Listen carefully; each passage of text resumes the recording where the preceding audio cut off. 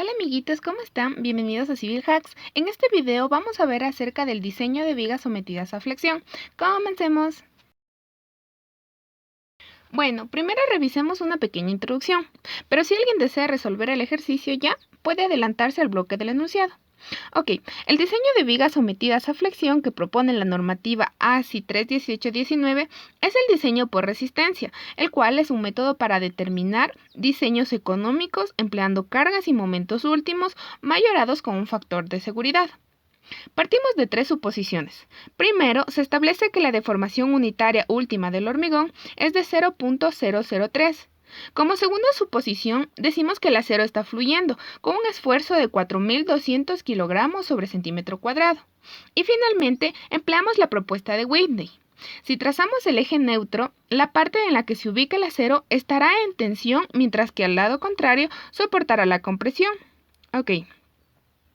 La propuesta de Whitney se basa en reemplazar el bloque de esfuerzos en el área de compresión, el cual tiene una distribución algo curva, por una distribución rectangular equivalente, de base 0.85 F'C y una altura igual a un coeficiente beta 1 por C.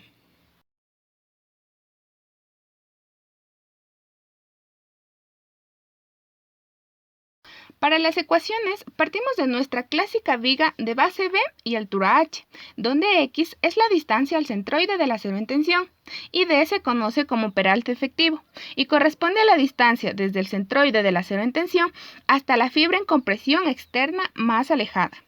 Esta viga, al estar sometida a la acción de cargas, va a sufrir una deformación, como se muestra en la figura.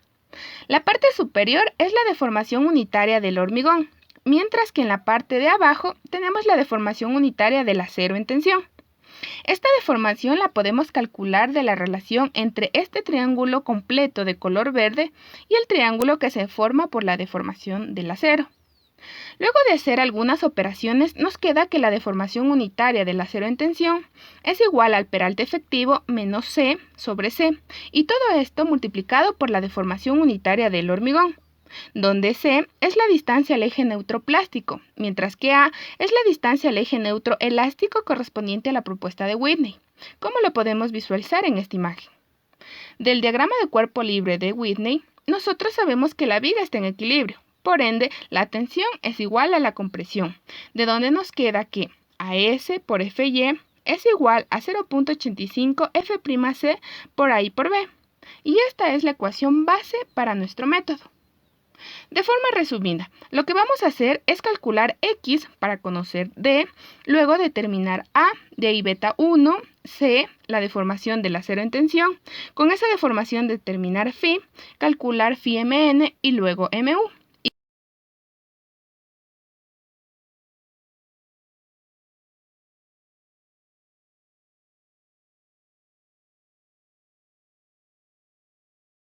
El enunciado de nuestro ejercicio nos dice, determinar si la viga mostrada cumple con el requisito de resistencia establecido por el ASI 31819. ¿Cuál es este requisito? Pues que el momento último sea menor o igual a Φmn, que es la resistencia de diseño. Listo, tenemos una viga simétrica con sus respectivas dimensiones que tiene 5 varillas de acero de diámetro 28, un recubrimiento de 4 centímetros y el diámetro del estribo es de 12. Todo esto es dato. Bien, lo primero que vamos a hacer es determinar estas dimensiones que nos van a servir después para otros cálculos. Le ponemos E por darle un nombre, ¿va? Y decimos que la base de 35 es igual a 2 veces E más los 15 centímetros del ancho del alma. Despejando nos queda que esta distancia E es de 10 centímetros. Ahora nos falta esta altura F, y de la misma manera decimos que la altura total de la viga, 60, es igual a 2 veces los 12 de la altura del ala o patín más 2 veces F. Recordemos que la viga es simétrica, y más 16 que corresponde a la altura del alma. Despejando nos queda que F es igual a 10 centímetros.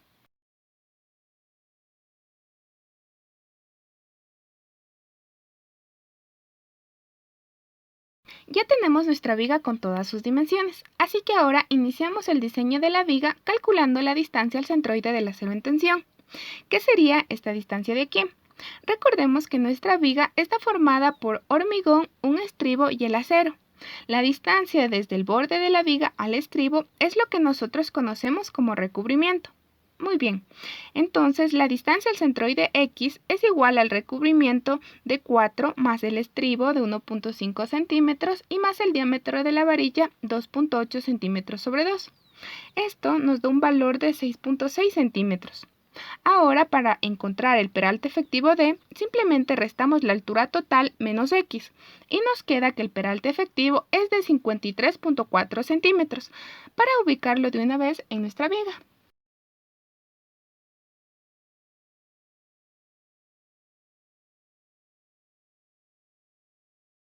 Ahora vamos a determinar el área en compresión partiendo del equilibrio de la viga, que nos dice que la tensión es igual a la compresión. Y tenemos que AS por FY es igual a 0.85 F'C por A y por B. Despejamos y nos queda que el área en compresión A por B es igual a AS por FY sobre 0.85 F'C. El área del acero. Nos daba como dato que la viga tiene 5 varillas de 28. Entonces, para sacar su área tenemos 5 varillas por pi por el diámetro al cuadrado sobre 4, que corresponde al área de un círculo, puesto que nuestras varillas son circulares, ¿verdad? Reemplazamos y nos queda que 5 fi de 28 equivale a un área de 30.79 centímetros al cuadrado. Reemplazamos este valor en la ecuación anterior por Fy, que es 4200, sobre 0.85 por F'C igual a 300 y nos queda un área en compresión de 507.129 centímetros al cuadrado.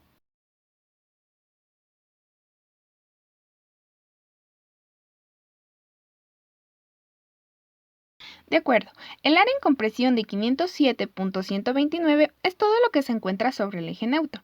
Solo en el patín tenemos un área de 35 por 12, igual a 420, por lo que esta área está formada por el área naranja más el área azul, cuya altura es h. Ok, entonces A por B es igual a los 420 más el área de este rectángulo de base 15 por altura h, más estos dos trapecios que se forman en los extremos. Si le ampliamos esta parte, tenemos aquí el triángulo de base 10 y altura 10. Y si relacionamos este triángulo celeste con el triángulo pequeñito que se forma debajo del eje neutro, podemos calcular la distancia x correspondiente al lado del trapecio que no conocemos. Y así podemos ya determinar el área en compresión. Muy bien, tenemos que 10 es a x, entonces estamos relacionando las bases de los triángulos, ¿cierto? Esta base 10 con x. Esto es igual a la altura total del triángulo celeste es 10, mientras que la del triángulo verde es 10 menos h. Es esta altura de aquí. Despejamos y tenemos que x es igual a 10 menos h. Y con esto ya podemos determinar el área de los trapecios. ¿Qué sería? 2 por el lado mayor 10 más el lado menor 10 menos h sobre 2. Y todo eso por la altura de h. Se simplifica el 2 y en el numerador nos queda 20 menos h. Reduciendo un poco más la ecuación, nos queda que el área en compresión de 507.129 es igual a los 420 más 15h más 20. 20 por h es 20h y h por h nos queda h al cuadrado con signo negativo. Ordenando y realizando algunas operaciones nos queda menos h al cuadrado más 35h menos 87.129 igual a 0. Esta ecuación tiene dos raíces. H1 igual a 32.302 y H2 igual a 2.697, por lo que el valor de H en este caso va a ser el de 2.697 centímetros. Con este valor ya puedo calcular A, que es la altura del bloque en compresión o distancia al eje neutro elástico. Sería los 12 más H y tenemos que A es igual a 14.697 centímetros.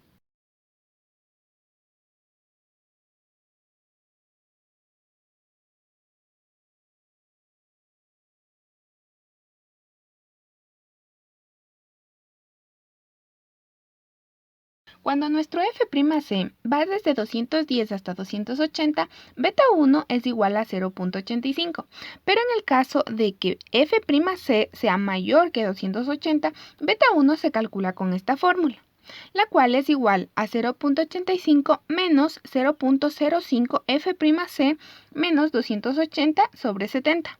En nuestro caso tenemos un F'C de 300, por lo que al reemplazar en la fórmula nos queda que beta 1 es igual a 0.836. Con este valor ya podemos calcular la distancia al eje neutroplástico, conocido como C, dividiendo el valor de A para beta 1, y nos queda que C es igual a 17.586 centímetros.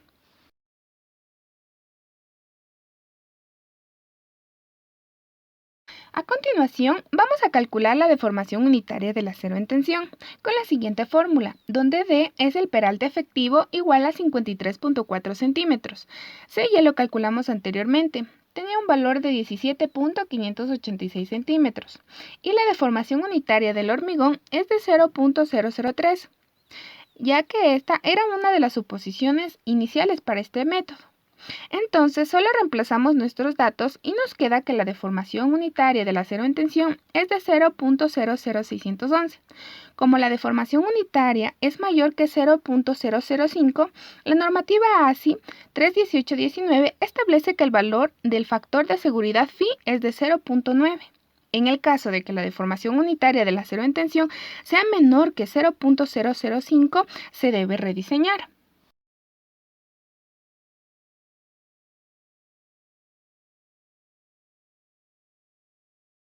Lo siguiente que debemos hacer es calcular la resistencia nominal, la cual es igual a la 0 por Fy por el peralte efectivo menos la distancia centroide del área en compresión, DCG.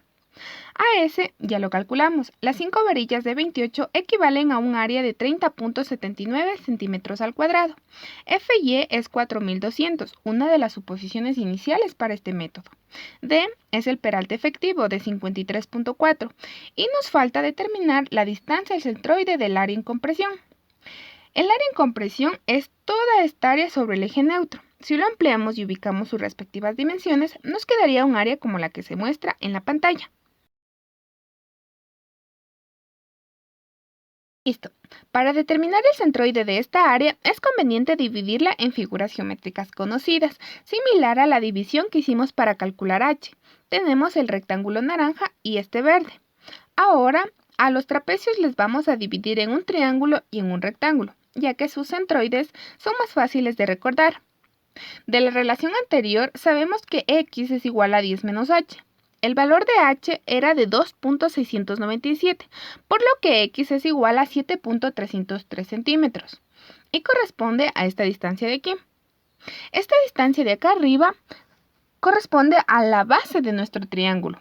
Es igual a los 10 menos x y nos queda una base de 2.697 centímetros para ubicarla de una vez en nuestro gráfico.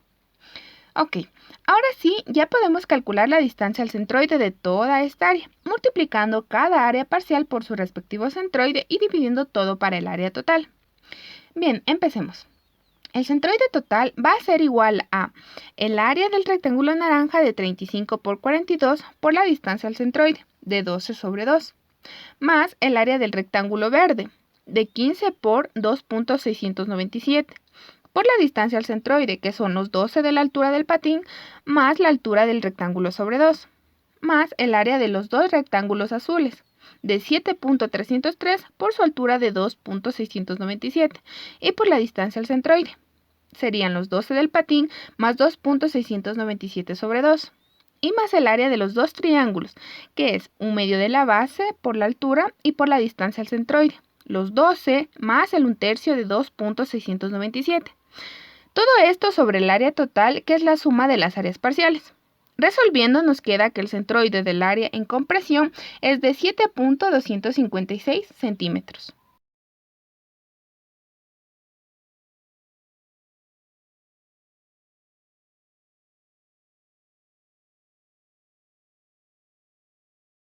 Ahora sí ya podemos calcular nuestro momento nominal. Reemplazamos los datos multiplicando todo por 10 elevado a la menos 5 para la conversión de unidades. Y nos queda que es igual a 59.672 toneladas por metro. Para el momento de diseño simplemente multiplicamos el momento nominal por el factor de seguridad phi y tenemos que phi-mn es de 53.705 toneladas por metro. Recordemos que el requisito de resistencia nos decía que MU debe ser menor o igual a phi-mn. Entonces, necesitamos calcular MU, ¿verdad?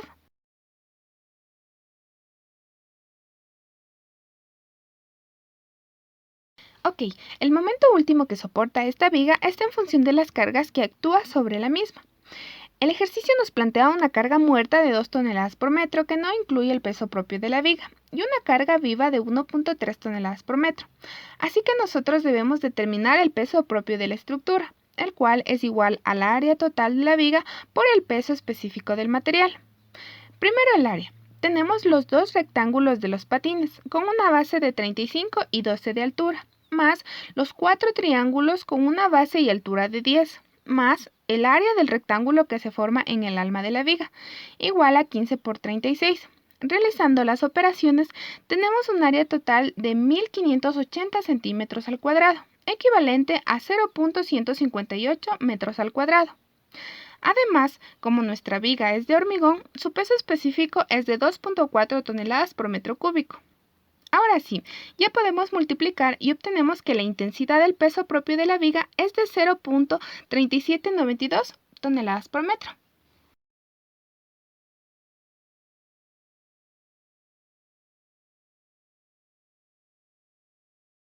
Entonces, sobre la viga tenemos el peso propio representado como una carga uniformemente repartida con una intensidad de 0.3792 y también las cargas muerta y viva, que tienen una distribución trapezoidal de 2 y 1.3 respectivamente. Lo siguiente es calcular los momentos. Para el peso propio, su momento es igual a Q por L al cuadrado sobre 8, por ser una carga uniformemente repartida. Q es la intensidad y L es la longitud. Reemplazamos los datos y obtenemos un momento del peso propio igual a 4.74 toneladas por metro. Para la carga muerta, al ser una carga trapezoidal, podemos emplear la siguiente fórmula, que nos dice que el momento por carga muerta es igual a Q por L al cuadrado sobre 24, todo eso por 3 menos 4 por A sobre L al cuadrado, donde Q es la intensidad de la carga, L la longitud de la viga y A representa la base del triángulo que se forma en el trapecio, es decir, esta distancia de acá. Reemplazamos nuestros datos y nos queda un momento por carga muerta de 23.67 toneladas metro. De igual manera, aplicamos la misma fórmula para la carga viva, ya que también es una carga trapezoidal, pero en la intensidad le colocamos el 1.3 y obtenemos así un momento por carga viva de 15.38 toneladas por metro.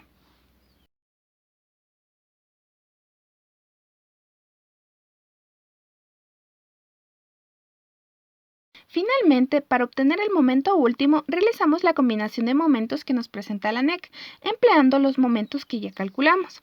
Entonces nos queda que el momento último es igual a 1.2 veces los momentos de la carga muerta más el peso propio, más 1.6 veces el momento de la carga viva. Reemplazando los valores tenemos que nuestro momento último es de 58.7 toneladas por metro. Ahora, para verificar si la viga cumple con la normativa, debemos recordar el requisito de resistencia de la ASI 31819, en el que nos dice que el momento último debe ser menor o igual a la resistencia de diseño o FIMN. Nuestro momento último es de 58.7 y nuestra resistencia de diseño es de 53.705. Como MU es mayor que FIMN, entonces nuestra viga no cumple con el requisito de resistencia y tendríamos que rediseñar.